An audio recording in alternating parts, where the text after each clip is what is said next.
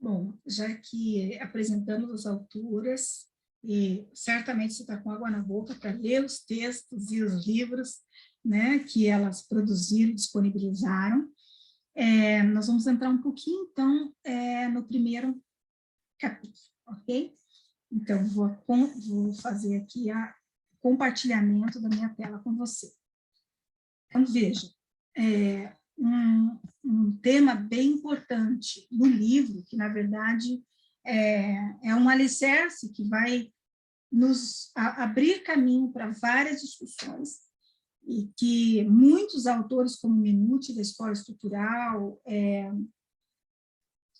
Andolfo, vários autores falam sobre isso também, né?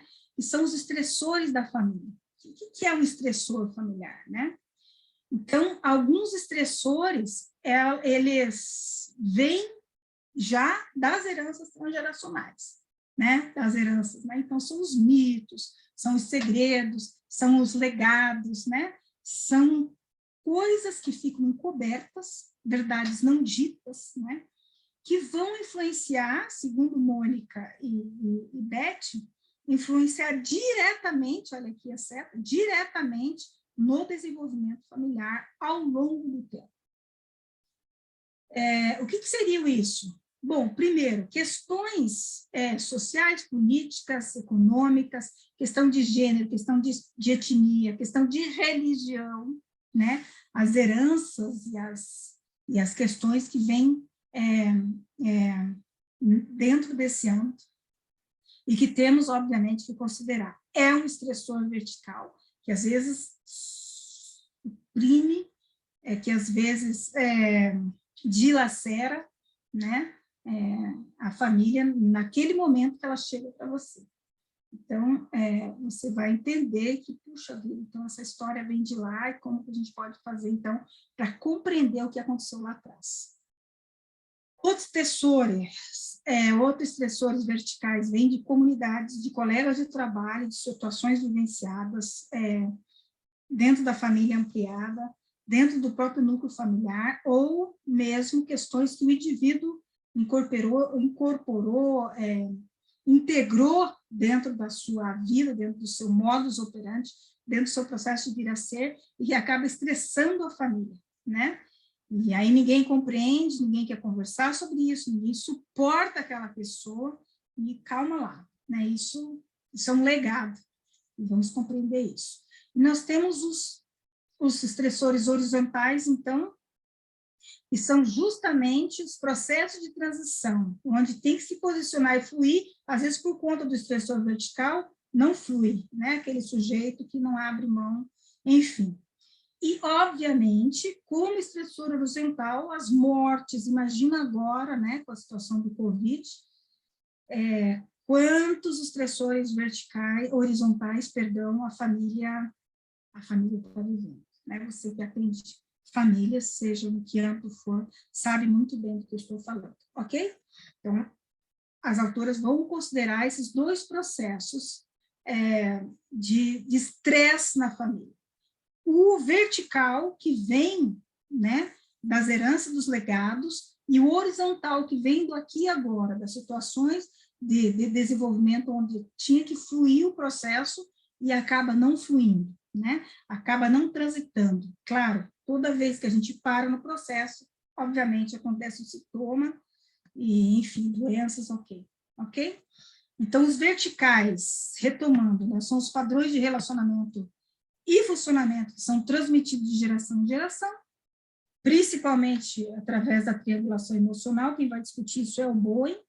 E os horizontais são as passagens de um ciclo para o outro, chamados os eventos predizíveis, que pode ou não influenciar, né, a família. Pode, seja ele morte precoce, situações aí, acidentes, enfim, ok? Bom, sobre os estágios do ciclo de vida familiar, né? No primeiro capítulo, então, nós temos algumas ideias, alguns autores, o Michael Solomon, o sociólogo Durval, o Solomon, em 73, o Durval, em 77,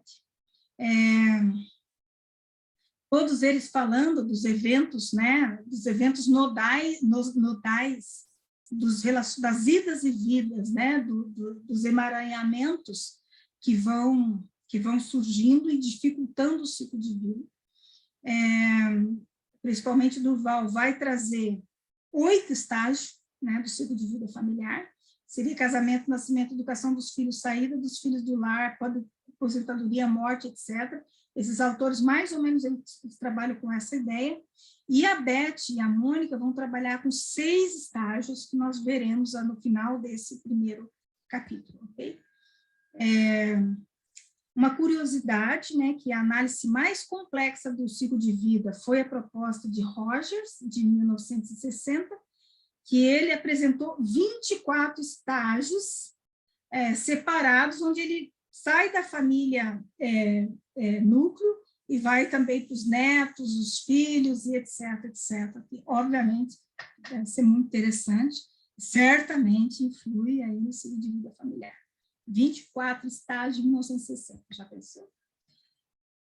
O Durval, então, ele vai, quando ele apresenta esses 8 estágios, né, ele vai dar um zoom no foco da educação, a família com um sistema sujeito a limitações.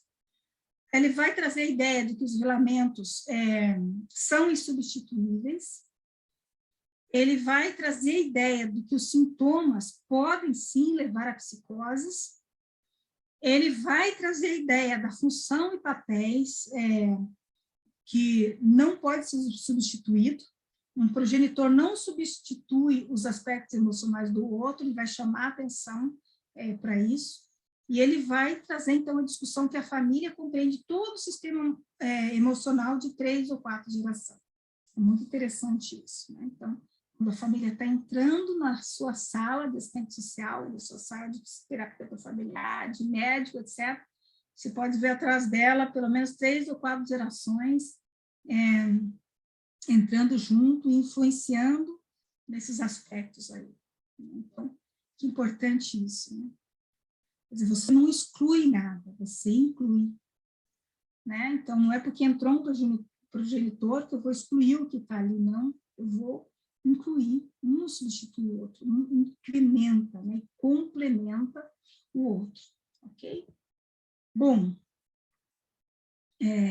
o primeiro capítulo também vai trazer essa ideia da ponte geracional, eu acho muito, muito legal, os legados, né, da ponte geracional, e também trazer uma discussão bem interessante, assim, o que acontece quando uma geração não reconhece a outra geração, né? Então, ele vai trazer 2 movimentos que acontecem a partir dessa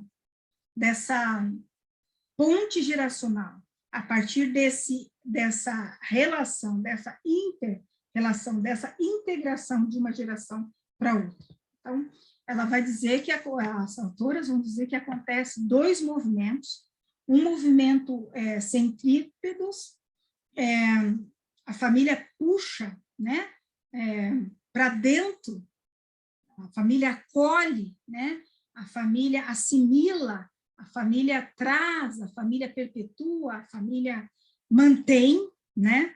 Eu, como uma família de catequistas, etc., aqui na minha casa, por exemplo, qualquer um da minha família, todo mundo vai à missa, por exemplo. Né? Então, a fé é algo que foi integrado dentro da família, né? A fé cristã, etc. E, em alguns casos, centrífugos, ele não traz para o centro, né? A família expande, expulsa, não aceita, não integra e não incorpora. Então, quando acontece esse movimento, seja ele centrípedos ou centrífugos, obviamente você tem um padrão familiar ali num processo efervescente de mudança de sintoma e de agitação, e etc, etc, etc. Olha quantas sessões para olhar isso, né? Os aspectos culturais, religiosos, os estressores ali horizontais, né? E verticais, obviamente. Bom, dentro dessa ideia, então, do espiral geracional, ele vai trazer exatamente, né, se nós ajudamos a criar a geração que vem depois de nós, por que isso nos parece tão conflituoso? Então, se ela é fruto nosso, por que não podemos seguir junto? Por que a gente não pode caminhar junto? É uma das perguntas desse espiral, né? Neste caso, existe uma resistência mútua, né? Tem um pano de fundo, né? Onde as linguagens mentais não se conversam. E a gente fala, né, dos paradoxos, né? Familiares. Não sei se vocês já tiveram oportunidade de olhar isso. Algumas famílias que ficam anos sem falar umas com as outras, ou filhos que ficam anos sem falar com os pais, né? Então, é uma resistência mútua, ninguém cede, né? E o pano de fundo é isso, não, ele é muito ignorante, ele é muito mandão, né? Então, esse seria mais ou menos o acolhimento geral entre essas gerações. O quanto as pontes entre a geração, elas já estariam comprometidas por causa dos pedaços que faltaram lá atrás, e quanto tempo teríamos para preencher essas lacunas sem compreender a continuidade de uma espécie humana mais saudável. Então, é uma das questões que o livro traz, que é bem bacana de olhar. Então, se pudéssemos colocar um binóculo, né, nessa espécie de exclusão, né, de resistência, e pudéssemos olhar 10 a 20 anos, né, a gente sabe que uma hora haverá um revés. Alguém vai ter que ceder, pelo bem ou pelo mal, não é? Mas, se a gente pudesse olhar mais profundamente, mais atentamente, e para entender que pedaço foi que faltou, né? Onde que era saudável, até onde que havia uma aceitação, e por que houve o rompimento. Essa é uma das investigações que a gente pode fazer, né, dentro do processo da escuta do acolhimento e da terapia familiar, né. Bom, interessante trazer para a família também uma consciência que as gerações procuram manter e preservar os seus modelos mentais. E que a cada geração os modelos mentais são diferentes, né? E que é preciso um tempo para que esses modelos mentais, então, sejam processados. Então, trazer, construir, né, essa consciência com a família. Isso faz parte do espiral geracional, né? Enfim, os padrões, os perigos, então, que as autoras apontam, né? E que muitas vezes acontece no âmbito familiar inconscientemente. Que é a imposição, impor padrões de normalidade dentro dos relacionamentos familiares, e isso é tão prejudicial que negar que existe dificuldade, ou que existe separação, ou que existe divórcio, e que existe a solidão, e que existe a ausência, né?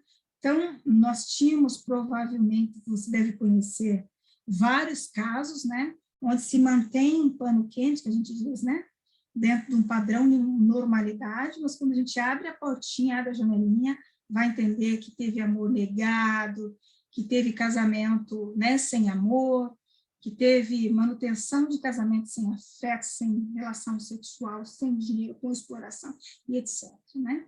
Então, ele vai dizer, então, que isso é muito, muito prejudicial. Né? Então, negar isso é a mesma coisa de dizer, não, a família está super bem desenvolvida, não tem problema nenhum. Então, quando a gente não considera esse espiral geracional, pode ser que a gente, né, que a família esteja numa situação de colocar, impondo um padrão normal, entre aspas, quando, na verdade, todo o desenvolvimento dela está comprometido, né?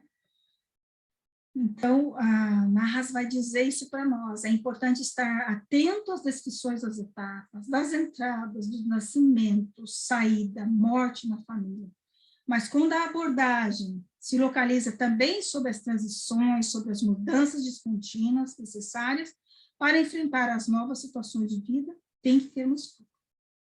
As pessoas percebem que ou podem ficar paradas, estacionadas, em determinado momento, e por conta disso, né, provocar dor, sintoma, disfuncionalidade, ou elas podem viver as mudanças como coisa previsível, aceitável, fluir, né, no processo familiar e se tranquilizar.